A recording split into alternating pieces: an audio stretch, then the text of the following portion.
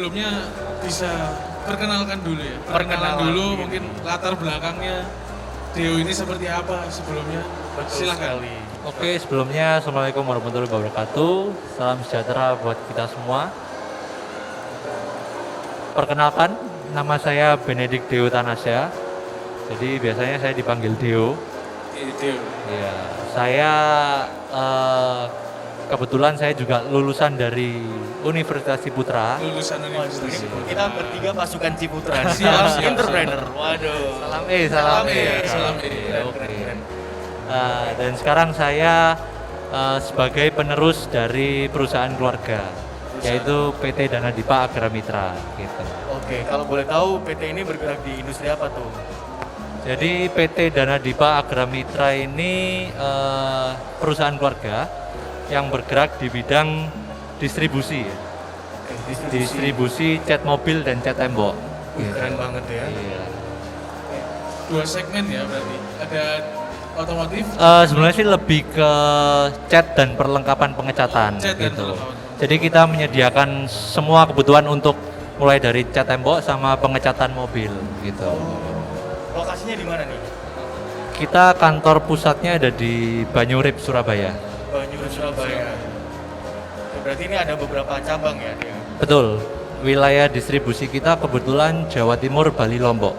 Jawa Keren Timur, banget nih. Bali dan Lombok. Lombok. Betul. Sampai luar pulau. Sampai luar pulau loh. 3 provinsi loh ya. 3 provinsi. Lebih deh kayaknya ya di Bali. Lebih. Iya. Oke, Nah, mungkin aku mau tanya sekalian ya, sekaligus tadi sedikit tahu tentang perusahaannya. Nah, sebenarnya ada nggak? Nah, ini kan Mas Dio ini jadi penerus.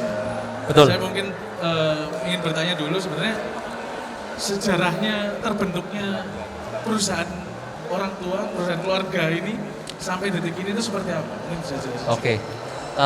Jadi mungkin kalau saya ceritakan kita bisa 1 minggu di sini, Mas. 1 minggu ya? Nggak apa-apa, kita Saya nyantai. tidur di sini nggak apa-apa sih. Kalau secara singkat singkatnya perusahaan ini dulu berdirinya tahun 1998. Oke. Jadi yang mengawali adalah kebetulan orang tua saya. Jadi papa dan mama. Dulu awalnya mereka bekerja ikut di salah satu perusahaan lah. Di perusahaan di industri yang sama. Kemudian kurang lebih selama 15 tahun. Jadi 15 tahun ikut perusahaan, kemudian memutuskan untuk membuka perusahaan sendiri gitu. Jadi dulu berdirinya tahun 1998, kemudian ya dengan berkembangnya waktu sampai sekarang, puji Tuhan alhamdulillah masih hidup gitu. Dan semakin berkembang. Semakin tentunya. berkembang. Iya. Waduh, kita doain semoga seluruh Amin, Indonesia amin. bisa tercover. Iya, amin. Nggak hanya Jawa, Bali, Lombok. Betul, betul, Lombok, betul. Terus yang lain Sumatera, Sumatera, Kalimantan, Kalimantan. Papua. Siap. Labuan Bajo. Iya. Itu Semuanya kan deh pokoknya. destinasi wisata ya. Destinasi wisata. Iya. Kan di sana butuh pembangunan. Butuh pembangunan, betul. Butuh distributor catnya ini. Betul. Betul. Berarti itu untuk brandnya itu pegang beberapa brand atau cuma brand tertentu aja? Kalau sampai saat ini kita sudah kurang lebih sekitar 30 brand, 30 brand. 30 brand, tapi kita pegang di kelas yang berbeda. Oke. Jadi contohnya kalau kita main di kelas atasnya kita ada produknya Akzonobel, itu produk Siken untuk cat mobil. Oke. Siken itu yang kita main di kelas high end-nya gitu. Terus nanti di kelas menengahnya kita juga ada pegang Pacific Paint gitu. Jadi kita memang di agreement awal kita memang boleh pegang beberapa brand, tapi harus di level produk yang berbeda gitu. Supaya nanti marketnya kita tidak tubrukan gitu. Oke, berarti ada diferensiasi pasar Iya. ya di sini ya. Segmentasinya sendiri Betul, juga ada ya. betul. Oke. Dan yang paling dominan di segmentasi yang kelas menengah ke atas, menengah atau menengah ke bawah? Kebetulan kita masuk ke semuanya, Mas, karena pasarnya karena kan berbeda-beda. Oh, Jadi kalau kita main di high end, kita langsung main ke end user. Jadi langsung main ke bengkel pengecatan mobil gitu. Tapi kalau main di kelas menengah sampai ke low end-nya, kita masuk lewat toko-toko. Jadi lewat agen-agen lagi gitu. Kita masuk ke toko, nanti toko yang kemudian supply ke bengkel yang kelas menengah ke bawah. Oke. Keren. keren nih strateginya ya. Siap. Nah, ini mumpung ada Mas Dio dan tadi mungkin sempat di-mention generasi penerus gitu ya.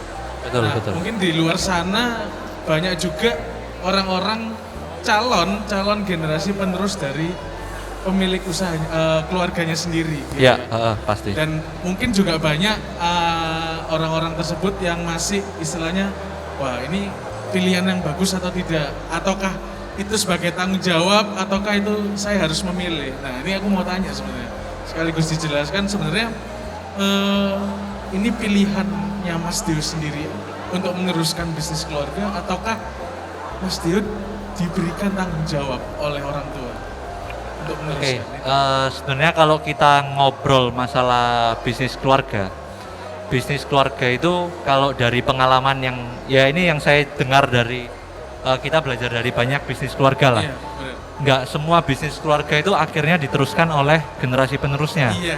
ya kan?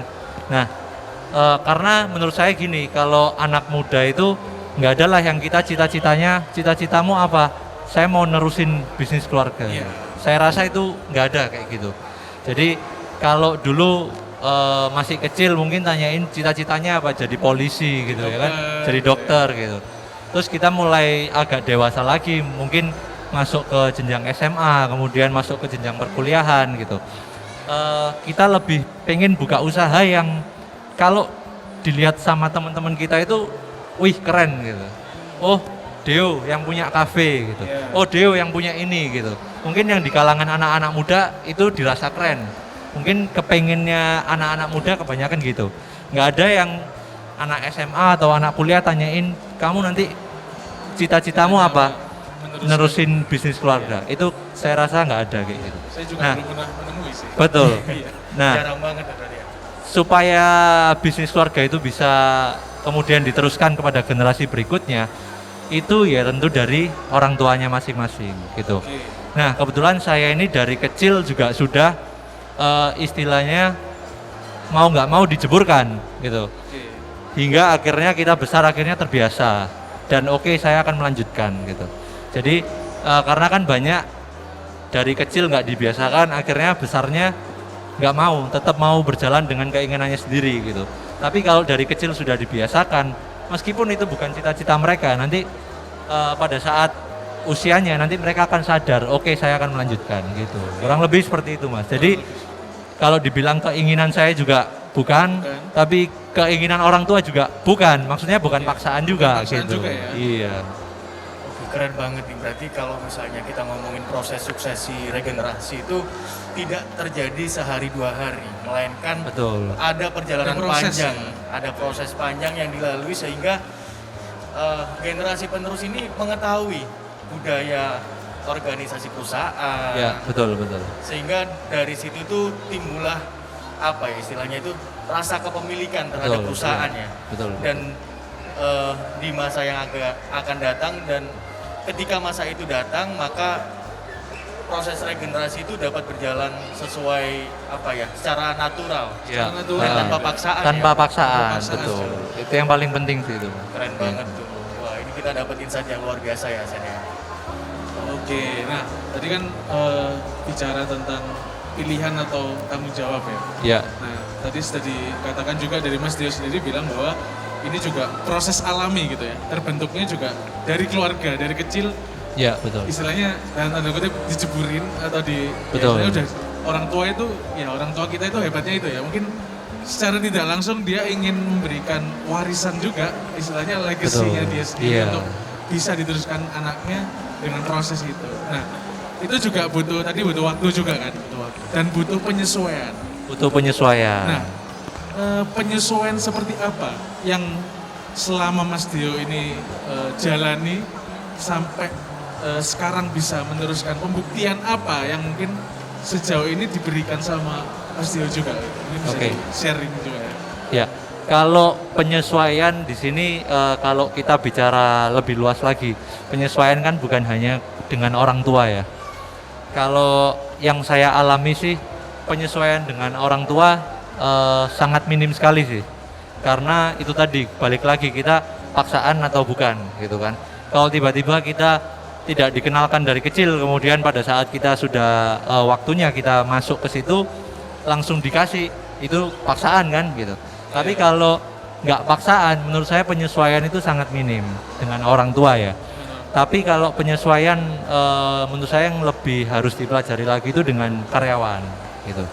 Jadi pada saat saya masuk ke sana dengan usia saya yang masih sangat muda gitu kan, kebanyakan karyawan yang maksudnya yang harus saya tangani gitu, itu usianya jauh lebih tinggi daripada saya, sudah pada tua-tua gitu kan. Senior. Terus ya secara pengalaman juga mereka jauh lebih tahu tentang perusahaan itu daripada saya gitu. Karena mereka pun juga udah ikut di perusahaan itu sudah dalam waktu yang lama gitu kan. Terus kemudian tiba-tiba saya siapa nih, orang baru, anak muda lagi, tiba-tiba masuk, terus habis itu nggak, maksudnya langsung dia posisinya di atas gitu anggapannya. Siapa nih? Nah itu yang mungkin lebih butuh penyesuaian ke arah sana gitu. Berarti memang kendala di family business ini hampir rata-rata seperti itu ya. Betul. Dan kalau gitu tips dari Kak Deo ini apa nih buat membuktikan ke karyawan-karyawan yang lebih senior tadi ini loh, bahwa saya ini mampu nih untuk menduduki posisi top management seperti Oke, itu. kalau pengalaman saya pribadi, Mas. Jadi waktu saya terjun ke perusahaan keluarga ini, memang saya dimulai dari kecil dulu. Waktu saya sekolah itu pulang sekolah harus ke kantor, gitu. Pulang sekolah harus ke kantor supaya dapat uang sangu, gitu. Meskipun saya nggak ngapa-ngapain di sana. Nah, setelah sekarang saya baru tahu. Jadi tujuannya adalah supaya saya mengenal sedikit banyak lah. Saya mendengar itu namanya chat. Oh, chat itu butuh apa aja? Oh, butuh alatnya ini aja gitu kan. Nah, terus kemudian saat saya penyesuaian dengan karyawan, yang dibutuhkan pertama adalah product knowledge. Jadi Product makanya knowledge. kenapa penyesuaian di awal itu harus dipupuk dari kecil lah, supaya pada saat besar nanti, pada saat terjun product knowledge-nya nggak kaget gitu. Nah, terus kemudian yang kedua adalah pada saat saya terjun di sana, saya nggak langsung ke top management. Maksudnya saya nggak langsung naik ke Posisi atas, langsung kemudian tinggi. ya betul. Oke. Jadi saya ikut mereka dari mulai dari divisi gudang, terus saya nanti ke divisi retail gitu. Terus saya nanti mungkin ke back office, terus ke lapangan, ke salesman. Nah, di sana akhirnya saya mulai ada pendekatan gitu. Saya ada pendekatan dengan karyawan dan mereka akhirnya melihat bukan semata-mata oh saya anaknya si ownernya gitu kan. Nah, masuk semata-mata langsung masuk di atas gitu. Nah, mungkin lebih ke pendekatan secara hati ke hati gitu. Personal ya. Personal. Nah, terus kemudian yang menurut saya paling penting adalah pada saat saya harus membuktikan bahwa saya bisa kerja gitu. Itu yang paling sulit, kan? Iya, itu penyesuaian yang sangat penting, penyesuaian ke karyawan gitu. Jadi di saat saya di sana nanti memimpin karyawan, mereka akan melihat kamu siapa. Saya sudah lebih lama di sini, saya lebih tahu gitu kan. Kamu baru masuk sudah nyuruh saya, terus kemudian saya lebih banyak bersinggungan dengan salesman. Jadi lebih banyak bicara soal target kan. Kalau saya masuk, kemudian saya nggak menunjukkan hasil kerja saya langsung kenapa targetmu nggak masuk ini? Kenapa kok target nggak tercapai? Kenapa angka hanya segini? Mereka akhirnya melihat saya hanya oh cuma bisa ngomong doang gitu kan. Cuma bisa nyuruh doang gitu. Akhirnya waktu saya berunding dengan orang tua saya, oke, kamu itu masalah yang gampang gitu. Gimana caranya? Oke, kamu terjun ke lapangan, join visit dengan mereka, kamu buktikan target kamu masukkan, yang target 1 bulan saya bisa capai kurang dari seminggu gitu. Itu udah tercapai 100%. Keren Nah, banget nih, tepuk tangannya. Mungkin dong tepuk buat Kak tangannya Deo juga. dong. Dari 1 bulan bisa ditempuh dengan 1 minggu. betul. Minggu kurang. Target 1 bulan untuk 1 minggu. Iya. 1 minggu kurang. 1 minggu kurang. 1 minggu kurang. Iya. Keren banget kan. Jadi di situ saya membuktikan bahwa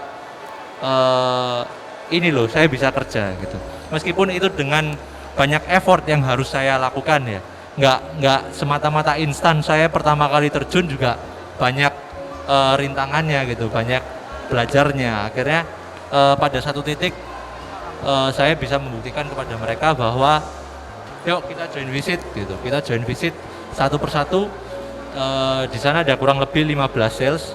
Jadi saya join visit satu persatu, 1 minggu sekali gitu. Kemudian minggu depan dengan siapa, minggu depan dengan siapa. Saya buktikan ke mereka ini loh bisa. Jadi target yang ditentukan oleh perusahaan ini bukan target yang tidak bisa dicapai gitu. Dan saya nantinya kalau memimpin juga saya nggak hanya omong doang. Tujuannya sih itu sih mas gitu. Kurang lebih kayak gitu. Goalsnya seperti itu. Keren banget ya ini. Berarti proses menjalin hubungan itu dibangun itu tidak serta-merta secara instan ya. Betul. Melainkan melalui bonding secara personal, Ya. mulai dari bawahan hingga sampai ke seluruh lini itu Kak Visi Deo ya. rangkul semuanya ya. Iya. Sehingga proses leadership itu bisa nampak dan saya terinspirasi nih dari kata-katanya Kak Deo. Jadi seperti ini, segalon kritikan itu tidak ada apa-apanya dibandingkan secangkir teladan. Jadi Kak Deo ini betul berhasil itu. memberikan teladan Iya. kepada karyawannya sehingga ini loh saya itu layak nih untuk Iya. memimpin perusahaan Memimpin ini. perusahaan. Betul. Jadi perlunya pembuktian di saat awal-awal itu memang menjadi kata kunci ya untuk proses suksesi regenerasi. Keren banget nih Kak Keren Deo. banget ya. Oke, ini dari berapa menit aja saya sudah dapat banyak pelajaran ya dari Mas Tio. Keren banget loh. Oke, mungkin saya juga ini mungkin sedikit flashback lagi ya, flashback ke belakang dari sisi karakternya Mas Dio sendiri. Nah, kemarin tuh saya searching gitu ya, Mas Dio ini orangnya seperti apa gitu loh. Waduh. Saya cari di Mata-mata ini mas ya. Oh mata, lebih ke stalking. Oh stalking ya. Kok saya ngomong ya? Jago ya. Iya. Nah, tadi saya ketik searching. Sebenarnya Mas Dio ini siapa ya? Benedict Dio. Nah, itu saya buka. Oh, ternyata nggak di private ya. Oh, tak follow dulu kayaknya. Emang udah feeling. Udah feeling Ini ya? kayaknya ada yang stalking nih. Aku Iya. buka aja. Untung nggak di spam, nggak di blok ya. Nah, setelah saya buka, nah sebenarnya kalau saya lihat dari ya postingan-postingan beliau ini juga karakternya beliau ini juga powerful gitu. Maksudnya artinya dia punya karisma gitu. Setelah saya juga lihat juga dia pernah ikut ya, beberapa kompetisi seperti Cakning ya, bener ya? Betul. Cak Daning Surabaya. Cak Daning Surabaya. Iya. Nah itu mungkin aku sedikit penasaran. Keren. Sebenarnya dulu cita-citaku mau jadi Cak Daning. Waduh. Gitu. Cuma karena belum ketemu Deo, jadi saya nggak bisa belajar. Jadi ya karena posturnya seperti ini ya kurang lah Akhirnya ya, belajar jauh ya. Sekarang aja ya. Iya, belajarnya. angan-angan saja. Nah, Angan-angan. aku pengen mungkin sedikit cerita juga. Sebenarnya Mas Dio ini seperti apa sih gitu orangnya? Agak aneh saya kalau menilai diri saya sendiri agak Ya aneh. juga ya, pertanyaan saya salah. Salah Ya mungkin saya ini saya agak mungkin pede sedikit ya. Iya, nggak apa-apa, PD itu penting Mas. Iya, betul. Ya kalau sebenarnya sih saya di keluarga dididik secara tidak langsung ya. Secara tidak langsung itu saya dididik untuk tampil di depan umum gitu. Jadi karena apa? Nanti ada dampaknya kepada perusahaan itu pada saat saya memimpin karyawan saya gitu.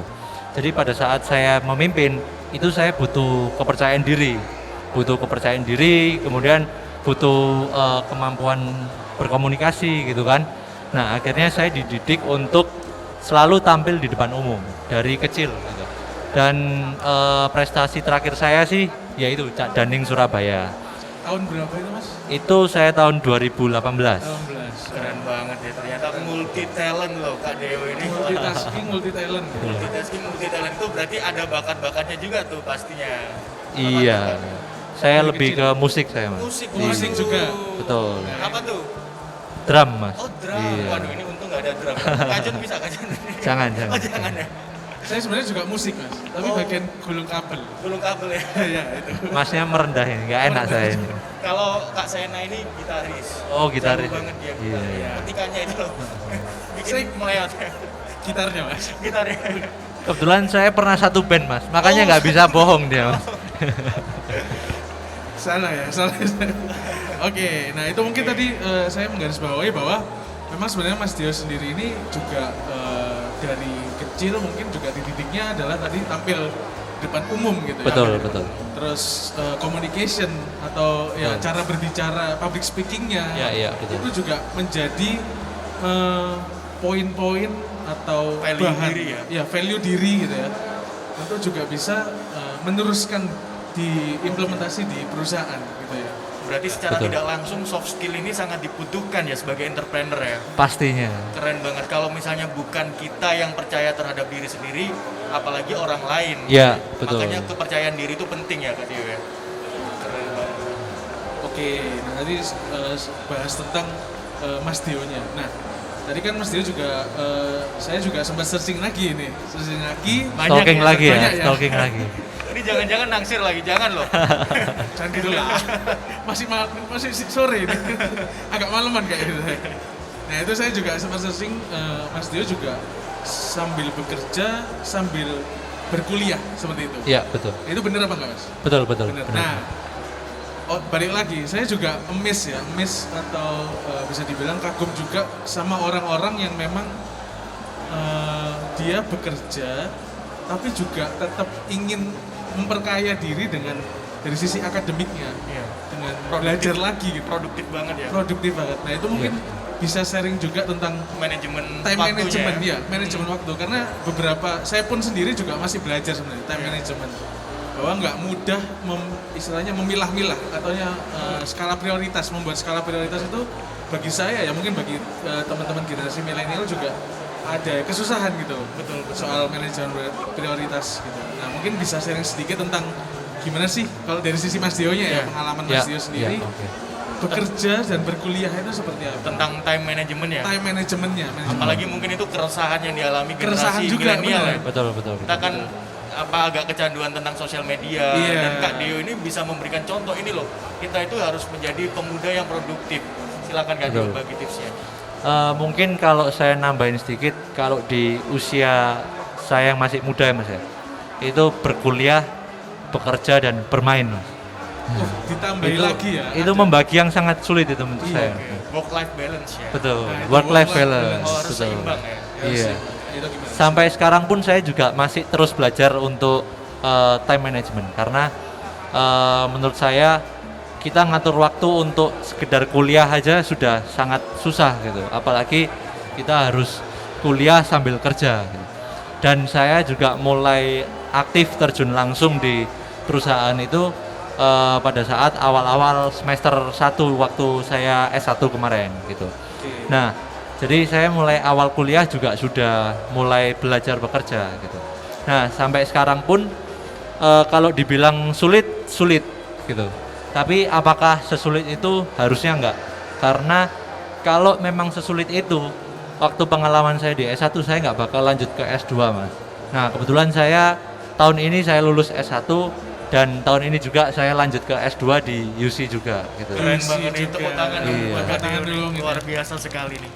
Panutan Nah. banget nih. Kalau bisa dibilang mahasiswa abadi, tapi bukan dari sisi akademiknya, tapi abadi untuk belajar di UC Betul. gitu ya. Belajar Never online ending learning. learning. Iya. Oke. Jadi kalau kita bicara time management itu kalau kita mengerjakan lebih dari satu hal pasti ada hal yang dikorbankan gitu kan. Iya. Nggak mungkin Butuh kita pengorbanan, ya. betul kita misalkan kita mengerjakan satu hal kita bisa 100% fokus di hal ini nggak mungkin gitu kan. Terus kemudian kita bisa mengerjakan dua hal tapi dua-duanya 100% nggak mungkin kan. Kita tinggal membagi mau 50-50 atau 60-40 gitu kan, atau mungkin seimbang. Nah, itu tergantung dari mana yang menjadi skala prioritas kita gitu. Jadi kalau pengalaman saya selama ini saya lebih melihat kayak gini. S2 saya kan kuliahnya Jumat Sabtu Mas gitu. Jumat Saya kebetulan masuk yang executive class. Executive class ya. Ya, jadi Senin sampai Kamis saya memang di kantor. Senin sampai Jumat saya di kantor gitu. Sampai Jumat karena Jumat sore saya kuliah kan. Malamnya ya. Ya, Sabtu seharian saya kuliah. Nah, Sabtu itu yang saya korbankan kantornya. Karena Sabtu kan saya di kantor kebetulan nggak sesibuk hari-hari biasanya gitu kan. Nggak sesibuk hari-hari biasanya. Dan tanggung jawab saya sudah membagi. Saya sudah membagi ke karyawan mereka harus ngapain aja gitu. Nah, jadi pada saat Sabtu itu memang saya harus berkuliah, ya saya kuliah gitu. Saya fokus kuliah. Tapi kalau memang pada saat kerja ya saya fokus kerja gitu. Jadi lebih ke gimana ya, pinter-pinter bagi prioritasnya lah gitu. Kalau memang di hari biasa tapi kuliah ini sangat penting nih, nggak bisa ditinggal nih. Ada tugas yang memang urgent gitu kan, ya kita sempatkan dulu lah gitu. Karena menurut saya nggak ada orang sibuk itu nggak ada mas. Menurut saya ya, yang ada itu mereka nggak menyempatkan waktu untuk hal itu gitu. Jadi kalau sesibuk-sibuknya orang itu, kalau dia memang punya niat untuk maksudnya untuk menyiapkan waktu untuk hal tersebut, pasti akan dia sempatkan gitu. Mau berapa lama, mau sekian menit, sekian jam, itu tergantung. Kan mereka cuma nyempetin. Buktinya kalau mereka lapar aja mereka bisa makan dulu kan gitu. Nggak ada orang yang sibuk sampai nggak makan 1 minggu gitu kan. Gitu sih, kurang lebih kayak gitu. Berarti skala prioritas ya ini di sini ya. Betul. Jadi kata kunci, keren banget tuh. Berarti nggak ada lagi nih alasan, aduh aku sibuk banget nih nggak ngabarin gitu. Iya. Nggak ada lagi alasan kayak Iya. gitu ya teman-teman ya. Betul. Yang ada itu bukan prioritasnya kali ya. Betul. Nah tapi mas, ini saya pengalaman pribadi ya. Saya sudah menerapkan skala prioritas juga, tapi tetap saja banyak masalah. Contohnya ketika saya chat satu cewek ini. Waduh, cewek ini ya? Ya, Iya, cewek. cewek. Oke. Karena saya cowok. Iya. Nah, saya sudah chat nih. Terus, nah tadi saya juga menerapkan itu skala prioritas. Yang di Surabaya. Nah, yang di sana itu juga. Waduh. ada. Oh, Berat ini mas ini. bukan cabang Berat ya. ini ya. Kayak cabang sih.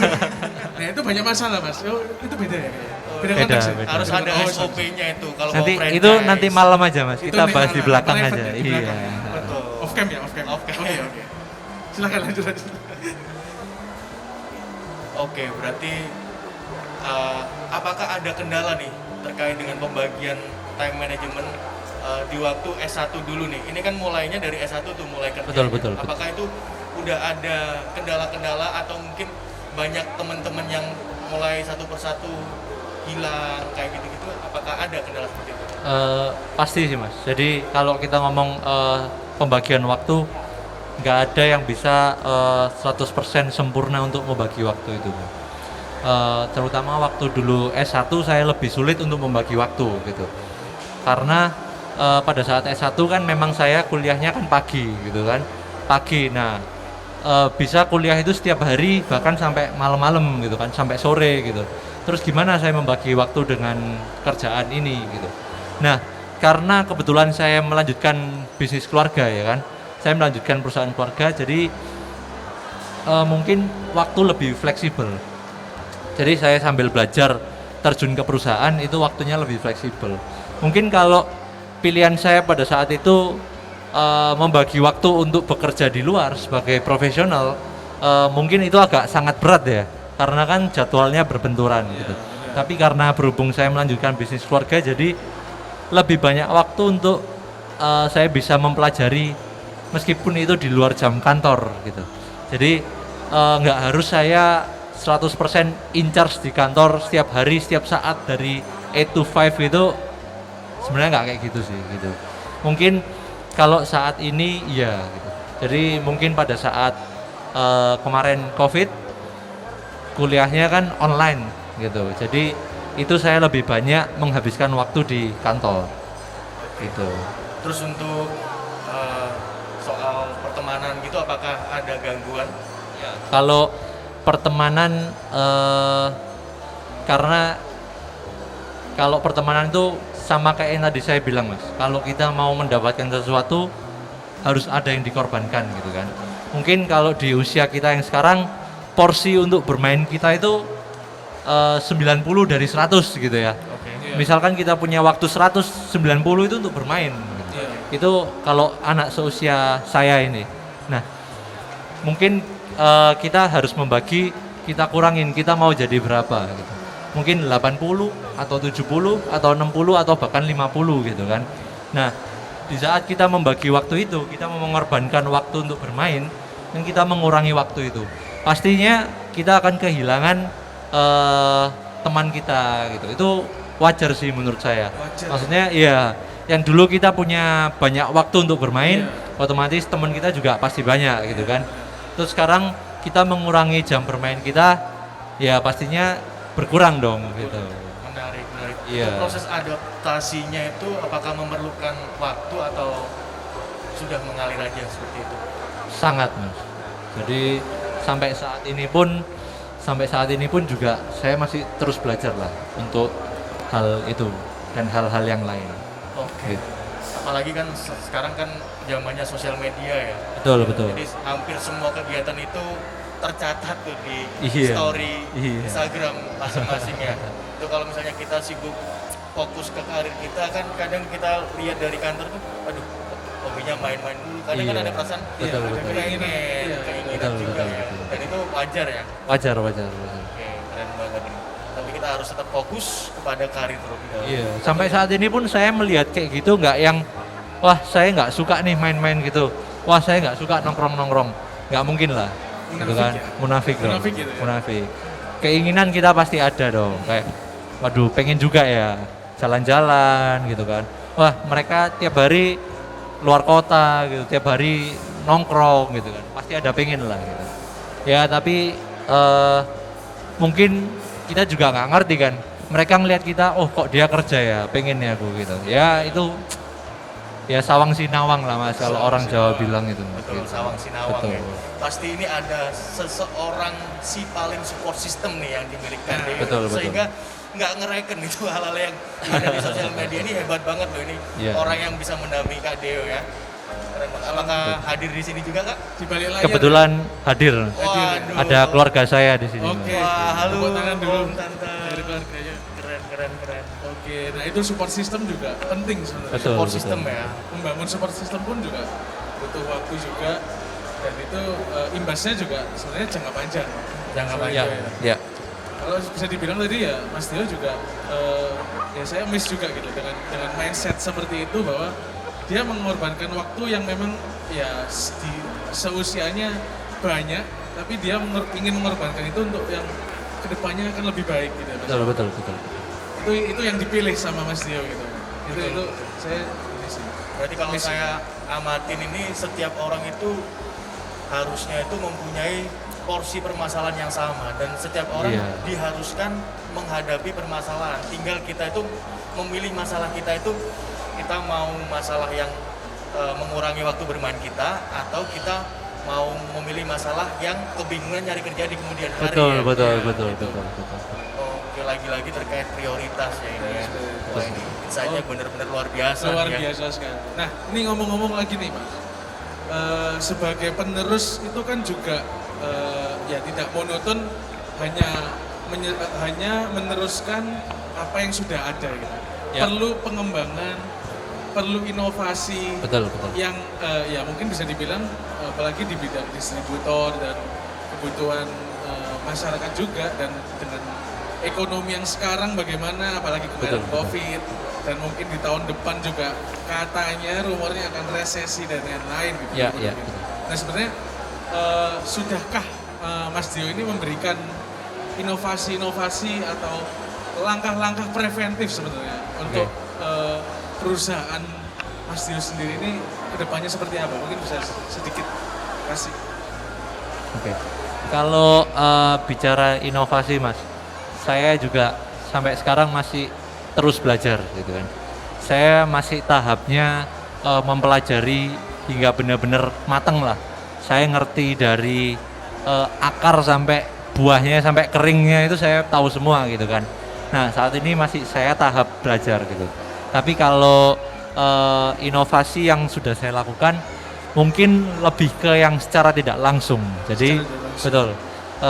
Saya belajar, kemudian pada saat perjalanan saya belajar ini saya melihat oh ada sistem yang kurang ini gitu kan. Ada sistem yang menurut saya ya itu sistem yang lama gitu.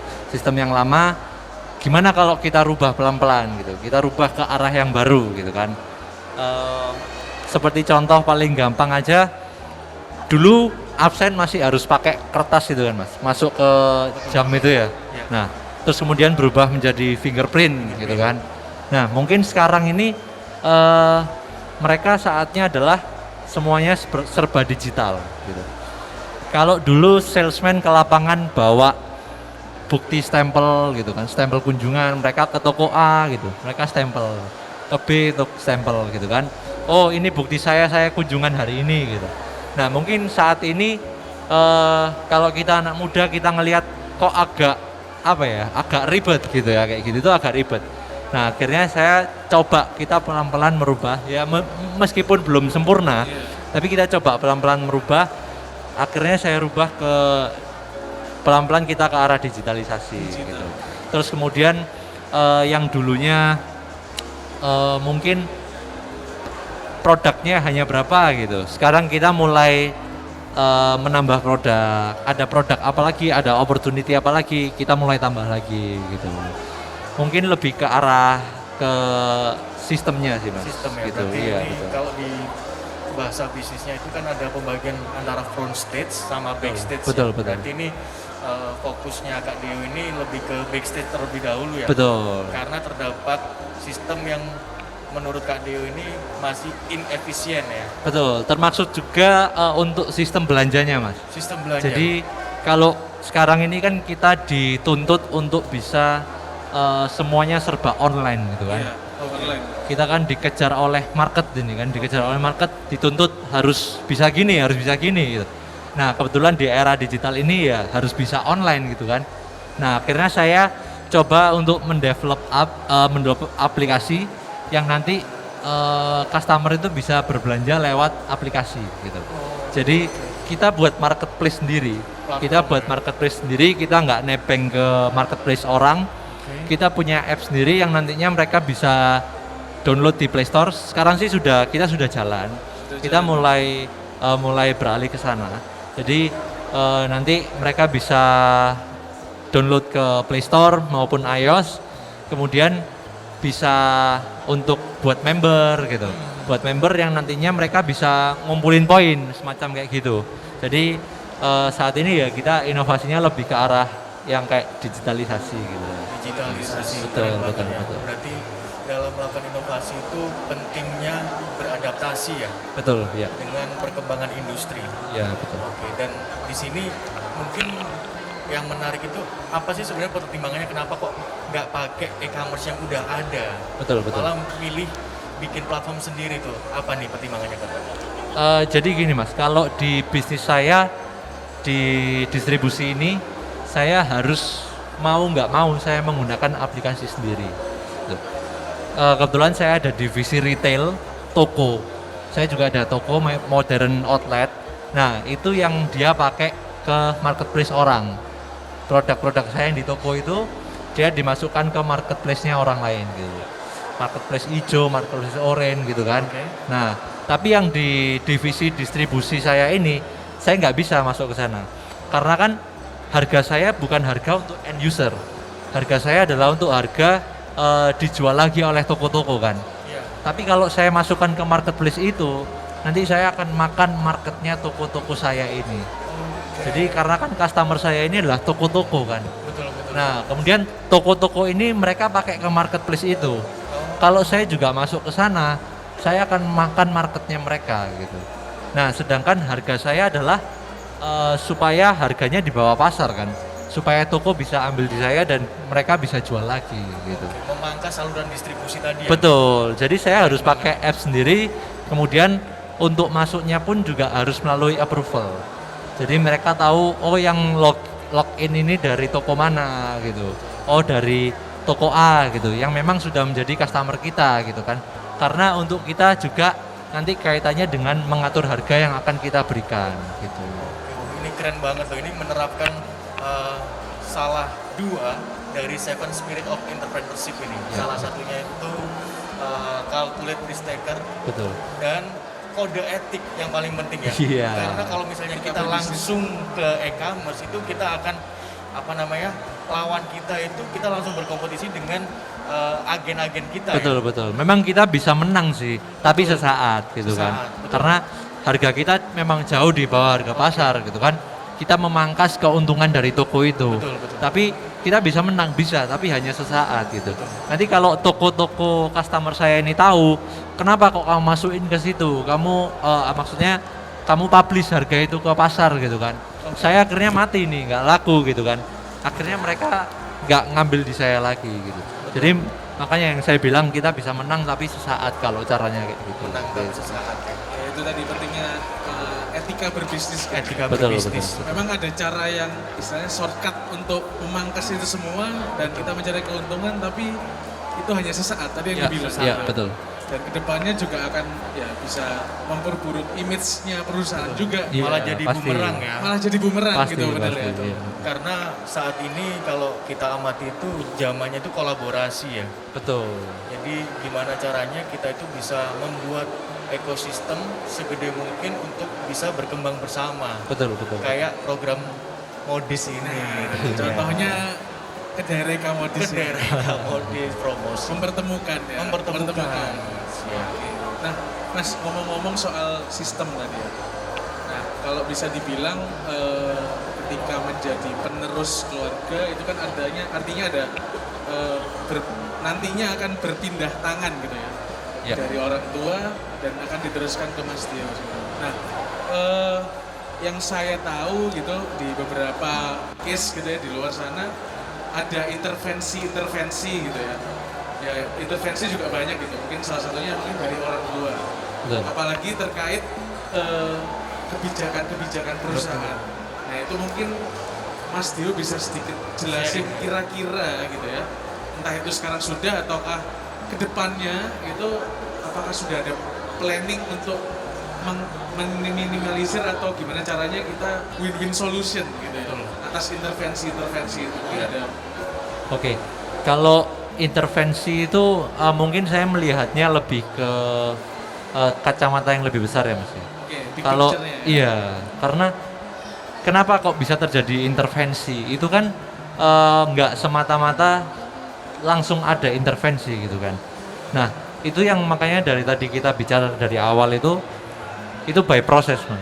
Jadi kebetulan sih saya nggak mengalami secara langsung. Jadi tapi saya ada komunitas family business di Ciputra kan. Oke. Nah, saya dengar banyak lah dari teman-teman saya sesama komunitas yang mereka keluhkan itu kebanyakan ya masalah intervensi dari orang tua gitu.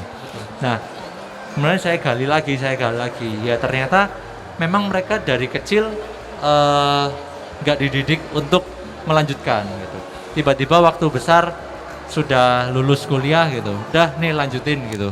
Akhirnya banyak timbul kayak dari anaknya sendiri minim pengetahuan tentang perusahaannya. Kemudian dari orang tuanya minim kepercayaan kepada anaknya. Nah, betul. Akhirnya merasa kayak anak saya ini nggak mampu, anak saya ini nggak bisa melanjutkan perusahaan gitu. Akhirnya orang tuanya lebih banyak mengintervensi kan. Jangan pakai itu, pakai ini aja, pilihan saya, pilihan orang tua gitu kan maksudnya. Nah, makanya saya bilang tadi dari kecil harus sudah dipupuk, sudah dibina untuk dikenalkan kepada perusahaan keluarga. Kemudian akhirnya pada saat sudah waktunya, tinggal gimana mungkin lebih kata kuncinya sih di orang tuanya ya. Orang tuanya gimana memberikan kepercayaan kepada anaknya. Karena kebanyakan yang orang tua mengintervensi itu yang menjadi singa di perusahaannya itu masih orang tuanya gitu. Yang menjadi raja hutannya itu masih orang tuanya gitu. Akhirnya anaknya pun juga nggak didengar oleh karyawannya. Dia mau ngomong apa nggak akan didengar. Satu contoh kalau ada masalah ini di tempat teman saya waktu ada masalah gitu. Kemudian teman saya ini dia sebagai generasi kedua juga kan. Dia bilang ke karyawannya, "Bu, tolong besok ini dibenahin ya. Ini gini. Kamu sudah bilang ke papamu atau belum? Kamu sudah izin atau belum?" Nah, itu yang menurut saya akhirnya dampaknya ke situ kalau orang tua nggak bisa ngasih kepercayaan ke anaknya. Dan kebetulan dari awal saya masuk ke perusahaan keluarga saya sudah diberikan kepercayaan gitu. Tapi saya nggak semata-mata udah bebas aturan terserah perusahaan ini mau dibawa kemana gitu kan. Tetap yang iya decision makernya yang paling atas itu tetap dari orang tua gitu. Tetap saya lebih banyak discuss ini gimana gitu. Cuma kita lebih banyak ke tukar pendapat. Jadi nggak akhirnya satu arah A harus A gitu kan. A bisa anaknya bisa ngasih masukan Pak ini A aksen aja gitu. Ini A tambah B aja Pak ini. Iya. Gimana kalau tambah C gitu. Iya. Nah, jadi nggak semata-mata harus A gitu. Mungkin lebih ke sana sih Mas. Oke, berarti diskusi itu penting ya. Diskusi betul dan kepercayaan. sih. Kepercayaan. Iya. Mungkin dan kesempatan juga ya. Betul betul betul. Oke, karena kalau misalnya ketika keluar ke karyawan tapi belum satu suara itu akan menimbulkan Betul. misinterpretasi ya. Ya ya ya. Dan itu akan menurunkan apa namanya kepercayaan juga ya terhadap generasi Iya kedua ini iya. ya. Nah, betul. Oke. Keren ya. Maksudnya itu ya ada trik-triknya sebenarnya ya. Maksudnya Iya. ya gimana caranya kedua belah pihak ini saling trust gitu ya, Betul saling betul betul. memberikan kepercayaan satu sama lain, artinya tidak ada rasa sungkan juga. Mungkin secara general pasti ada boundaries atau rules yang sudah mungkin orang tua Iya. kita buat untuk perusahaan, Batasan lah. batasan Betul, gitu betul. ya. Dan itu mungkin ya kita bisa memodifikasi, cuma tetap ada batasan tertentu yang tidak bisa dilanggar. Ya betul betul. Dan itu sebagai penerus harus tahu gitu ya. Ya pasti. Berarti itu pentingnya join di family business sedari dini ya. Iya, Sehingga betul. kita selain mengetahui budaya perusahaan, kita juga bisa selaras dalam visi Ya betul. dan pemikiran. Betul. Jadi kalau diskusi itu nyambung sefrekuensi. Iya. Oke. Ya. Nah, ngomongin tadi bonding atau memberikan rasa kepercayaan sendiri. Nah, aku mau tahu sih sebenarnya dari Mas Dio sendiri dan mungkin keluarga gitu ya. Ada nggak sih kayak ya istilahnya cara bonding tersendiri gitu ya? Ya. Ya dibalik pekerjaan gitu, tapi untuk gunanya adalah pekerjaan, cuma istilahnya ada gak bonding-bonding yang sekiranya sebenarnya bisa diterapkan juga untuk teman-teman di luar sana yang Betul. punya case yang sama, Family business di terutama ya. khususnya family business gitu ya. Mungkin ada tricks tersendiri. Mungkin saya lebih banyak pengalaman di family business, jadi yang bisa diterapkan di perusahaan keluarga lah. Kalau yang diterapkan di keluarga saya itu kita punya budaya pagi makan bareng, siang makan bareng, malam juga makan bareng gitu kan. Nah, Karena saya suka ini. Menarik. iya, karena kan kantor kita sama, rumah kita sama gitu kan. Oke. Nah, jadi pagi kita mulai aktivitas juga bareng gitu kan. Akhirnya kita di kantor kita punya kesibukan sendiri-sendiri gitu. Mungkin dengan karena seperti saya dan kakak saya gitu, kita punya divisi sendiri-sendiri. Akhirnya nggak mungkin dong kita kemana-mana bareng gitu kan, nggak mungkin. Saya dengan orang tua saya kemana-mana bareng juga nggak mungkin. Akhirnya kalau di kantor juga kita punya kesibukan sendiri-sendiri. Nanti waktu saat makan siang juga kita harus bareng gitu. Kita bareng. Nah, terus kemudian lanjut kerja lagi, pulang kita bareng.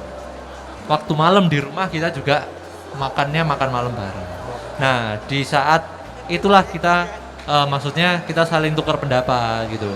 Kadang ya nggak harus direncanakan sih. Maksudnya ya kita ya malam ini kita harus bahas tentang ini gitu. Kita besok harus bahas tentang ini, enggak sih. Lebih ke kayak ya kita makan nyantai gitu kan. Kita makan nyantai, kita lebih kayak sharing-sharing. Kita lebih kayak cerita-cerita gitu. Bahkan yang kadang cerita-cerita itu nggak sengaja gitu. Jadi misalkan kayak mama, papa, ini tadi loh saya di kantor itu nemuin hal kayak gini gitu. Nah itu secara nggak sengaja, padahal kita nggak mengharapkan apa-apa gitu kan. Tapi secara nggak sengaja kita dapat insight baru gitu. Oh ya nggak apa-apa, kalau kamu misalkan dapat itu, kamu nanti harus gini gitu. Kalau kamu, oh kamu menghadapi ini, kamu harus gini. Nah itu secara nggak langsung gitu dan nggak direncanakan sih menurut saya gitu. Dan nggak ada misalnya kita tiap bulan sekali ya kita harus gini-gini, nggak ada. Mungkin lebih ke kayak keseharian lah. Di mobil kita bareng gitu. Kita ngobrol-ngobrol. Tadi di kantor ada gini gitu.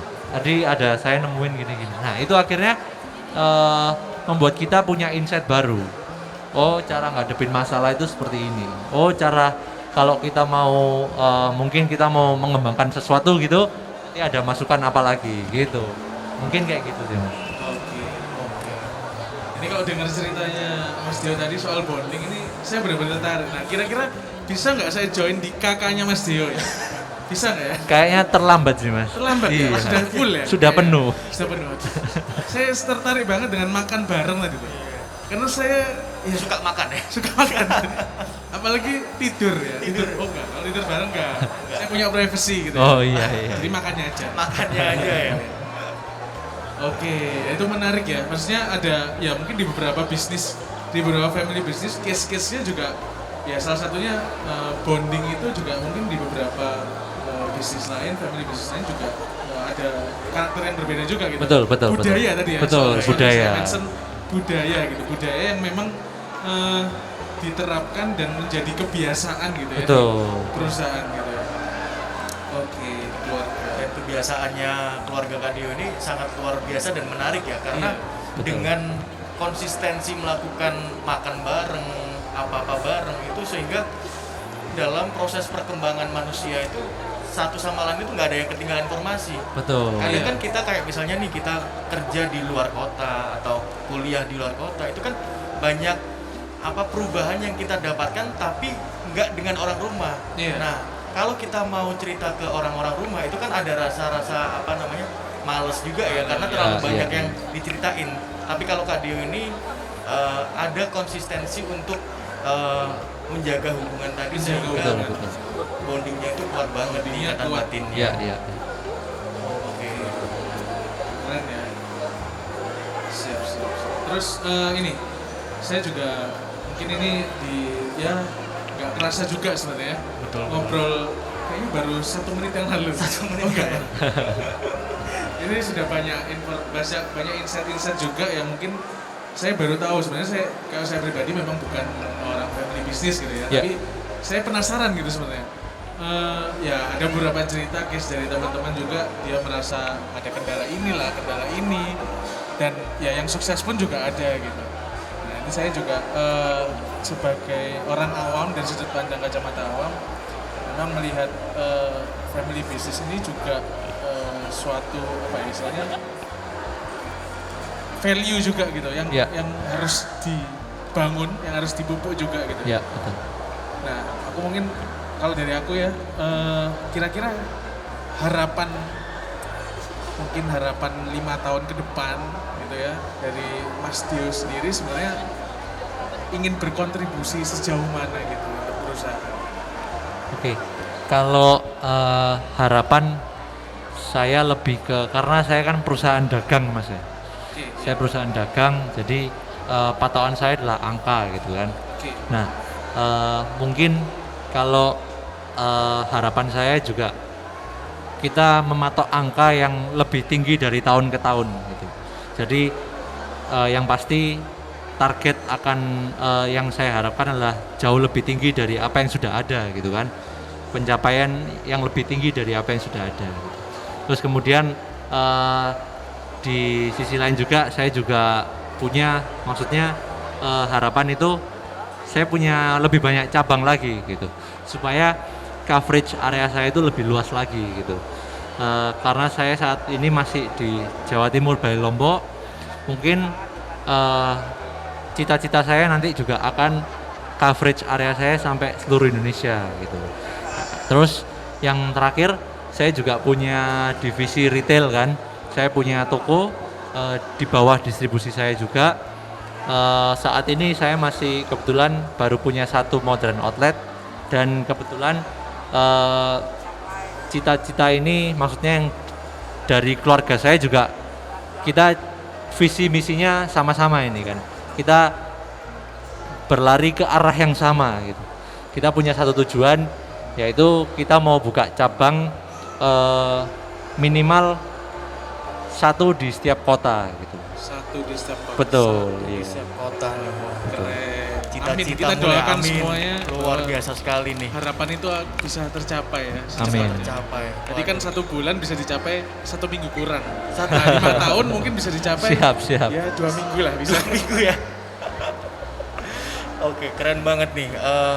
Nggak kerasa ya Sena, kita harus ada di penghujung acara ya. Ujung acara talk show. Oke. Jadi talk show hari ini tuh bener-bener insightful ya, meskipun Siap. Kak Dio ini masih muda tapi pengalamannya luar biasa. Jadi kalau boleh saya sederhanakan rangkuman dari talkshow malam ini tuh saya teringat dari kata-katanya Jenderal Perang Prancis Oh, zaman dulu. Prancis itu sebelah mana Mas? Prancis itu sebelahnya ini loh, Undaan. Jadi Gang 5 itu Kak, nggak salah. Iya, iya. betul. Depannya ada kebab itu ya? Nah, ada kebab Itu Babarapi. Iya, iya. Oke, silakan. Jadi beliau ini berkata, Napoleon Bonaparte itu bukan jenderal yang lagi ini di sel, tapi jenderal perang Prancis, Napoleon Bonaparte pernah berkata, civis pacem para belum. Siapa yang mendapatkan kedamaian, maka hendaklah kita bersiap berperang. Nah, ini bisa diterapin di generasi milenial seperti kita ini nih. Sehingga kita dalam mengarungi kehidupan itu, kita wajib hukumnya memilih medan pertempuran kita masing-masing.